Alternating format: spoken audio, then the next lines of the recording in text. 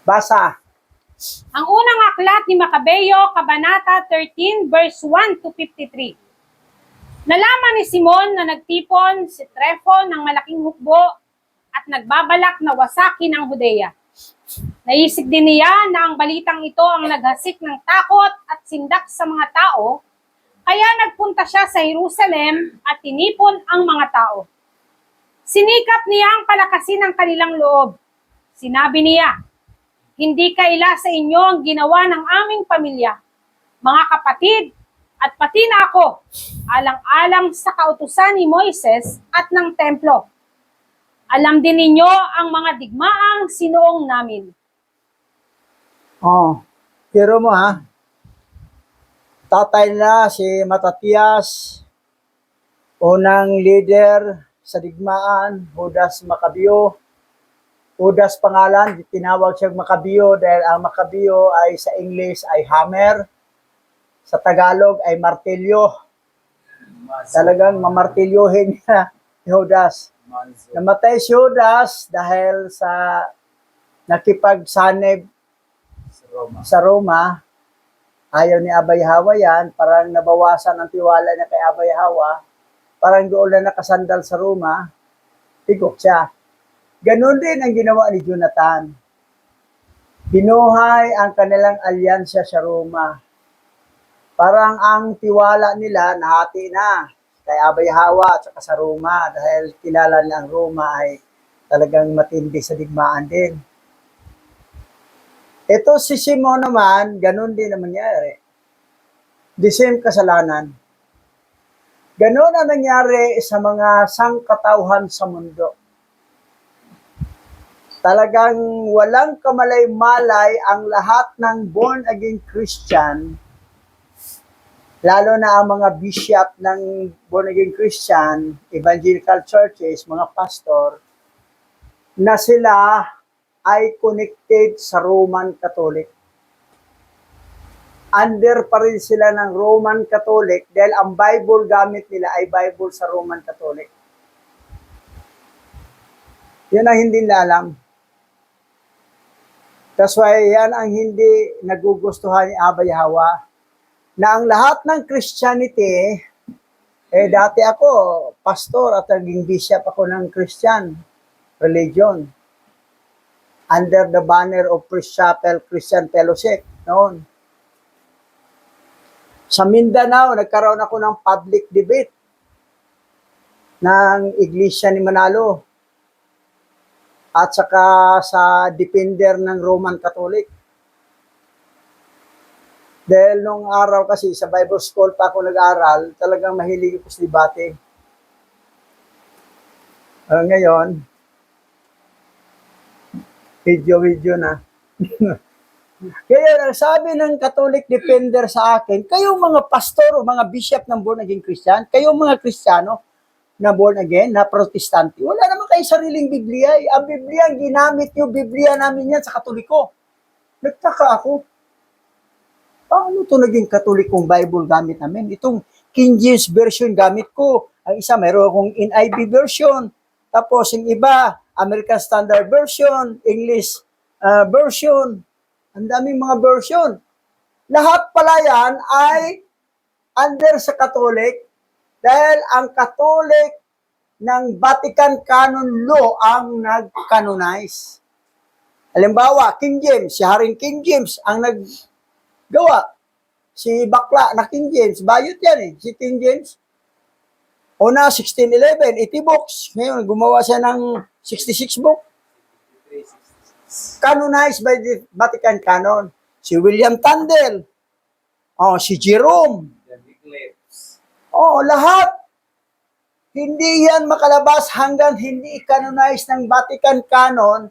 Tapos lahat ang pangalan doon sa original na Yahweh, pinalitan nila, marami pang pinalit. Yewa. Tapos ginawa ang Yahweh. Tapos yung Yahweh siya, ginawa niyang Yeshua. Tapos, ginawang Isos sa Greek. Tapos, Jesus sa English. Sa pangalawang modern Hebrew, ay Yehovah. Tapos, nagkaroon ng liturgy ay pinalitag Jehovah. Sabay din doon sa Isos, naging Jesus.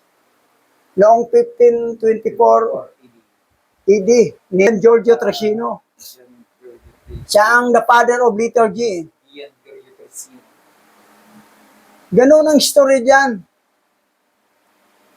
Tapos ang Jehovah naging Jehovah. Ang Yahweh siya ay naging Yeshua. Tapos yung pangatlong modern naman ay naging Yahuwah. Mas malapit na kay Satanas, Yahuwah. Sa Bisaya, Yawa, Satanas yan eh. Tapos, ang anak na Yahweh siya ay ginawa ng Yeshua. Medyo malapit konti kasi ang English ng Yahweh siya ay Joshua. Yeshua.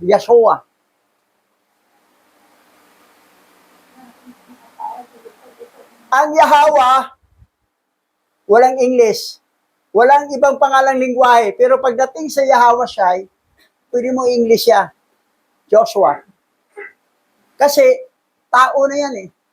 Si Yahweh nagkatawang tao at naging tao. Si Joshua o Yeshua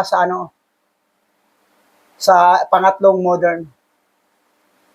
Lahat na yan ay mga mula sa first modern Hebrew, pangalawa, pangatlo, lahat na yan ay mga fallen angel na yan. Fallen angel na lahat yan na naging mga Satanas. That's why ang gamit ng Bible ng Christian ay Satanic Bible. Mas okay pa nga ang Quran eh. Yung Allah. Nasa original scripture ang Allah eh. Sa Genesis 16:13. Nasabi ni Hagar, si Yahweh, tatawagin kong Allah ang nakakita. Sa Matthew chapter 1 verse 23. Sabi ro, may panganak isang babae, kasama natin, at siya po ay si Aymanaw Allah. Nang ibig sabihin ng Aymanaw Allah ay kasama natin si Alhayam. Kasi may scriptural pa ang Quran. Ang Quran na hindi Satanic Bible. Hindi kulto ang Islam. Ang kulto ang Christian. That's why kayo mga pastor ng Christian, mga bishop na kawawa, kaya akala ba ninyo umasa kayo sa langit ay mapunta? Paano kayo mapunta sa langit? Yung mga tinatawag nyo, mga fallen angel yan, naging mga Satanas. Lord, si God, si Dios. Yung sa Islam, Allah Akbar. Mas tama pa, Allah. Kasi synonym siya ni Yahweh. Sabi ni Hagar, si Yahweh ay tawagin kong Allah na nakakita. Nasa original scripture yan eh. Genesis chapter 16 verse 13. Matthew chapter 1 verse 23. Aymanaw Allah, tapos pinalitan like Emmanuel. Maluko itong Vatican Canon Law eh. Pinalitag Emmanuel ang Aymanaw Allah. Aymanaw Allah ang nakasulat sa original scripture. Hebrew, hindi Greek ang original sa New Testament. That's why nakakalungkot, nakakaawa kayo mga Christian, mga Protestant, mga born-again Christian, mga kawawa kayo. You are go to hell. Kayo pupunta sa dagat-dagata. Paano pupunta sa langit? Ang tinatawag naman yun si Satanas. Halimbawa, tatawag ko, ming, ming, ming, ming, ming. Lalapit pa ang aso? No, lalapit, pusa. Tukoy, tukoy, tukoy, tukoy. Lalapit pa ang pusa? Hindi, aso lalapit. Ganon. Tinatawag nyo lagi ang mga fallen angel nga maging mga Satanas. Yung amen ninyo, si Amendra, Satanas ninyo, fallen angel. Ang nakalagay sa original, dalawa lang, Aman at saka Yaman. Aman at saka Yaman. Hindi Yada. Mali pa rin ang Yada. Praise ang yada eh. Ang Yada kasi praise. Purihin ka. Yada. Praise. Oh. Parang kalhalal yan eh. Kalhalal. Yada. Hindi yan ending ng prayer kasi ang ending ng prayer, dalawa lang, aman at saka yaman. Nasa original scripture mabasa. No. Pero mas piliin ko ang yaman kasi may katunog sa Tagalog na yayaman ka. Hindi ka maging purdoy.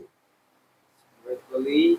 Pero kung mag-aman ka, wala namang problema, wala namang mali sa aman. Kaya katamtaman lang ang pamumuhay mo.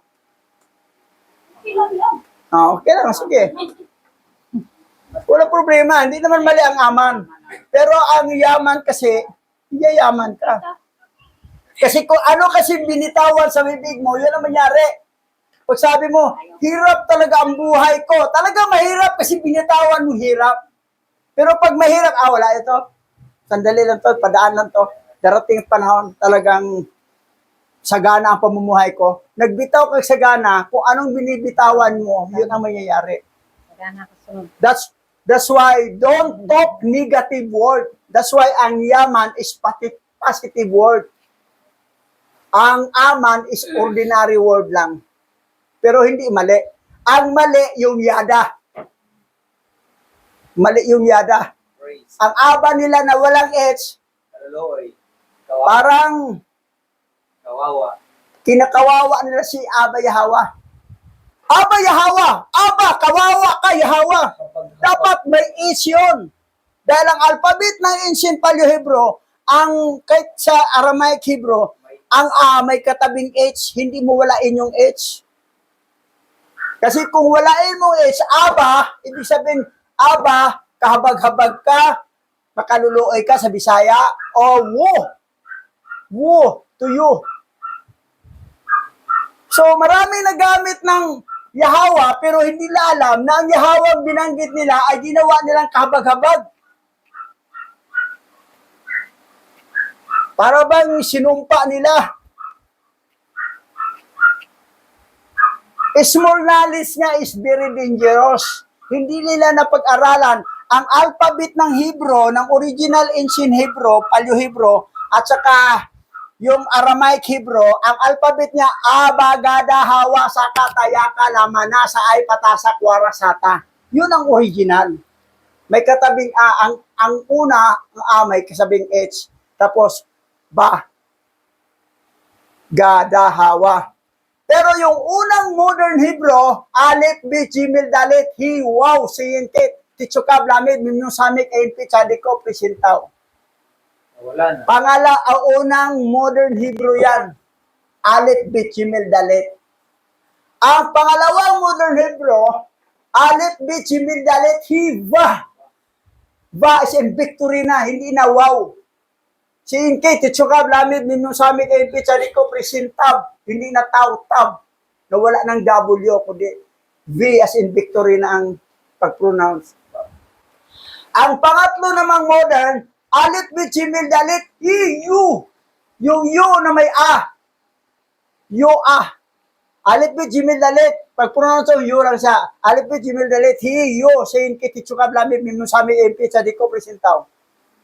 That's why lumabas yung Yahuwa. Tapos ang kanila panindigan sa Tagayawa, di ba ang umiyak ang bata? Ang umiyak ang bata, Yawa, Yawa. Pero ang bata umiyak na Yawa, Yawa, Yawa. Masama yun. Pag mamuraya sa Bisaya, sabihin, mama ko, magalit yun, pisting yawa ka. Ikaw, pisting yawa ka. Tapos yung bata umiyak, Yawa, Yawa. Wala lang talaga. Dapat yung original alphabet ng Hebrew, Abagada, Hawa, Saka, Tayaka, Lamana, Saay, Patasa, Kwara, Sata. Ganon din sa Gabaray, pati sa Pinisian. Ang Gabaray lang, walang H. Pati sa original baybayin, ganon rin.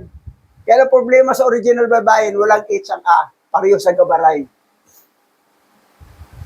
Ang gamitin natin, hindi tayo gagamit ng baybayin, alphabet. Hindi tayo gagamit ng Gabaray kasi magabaan ka.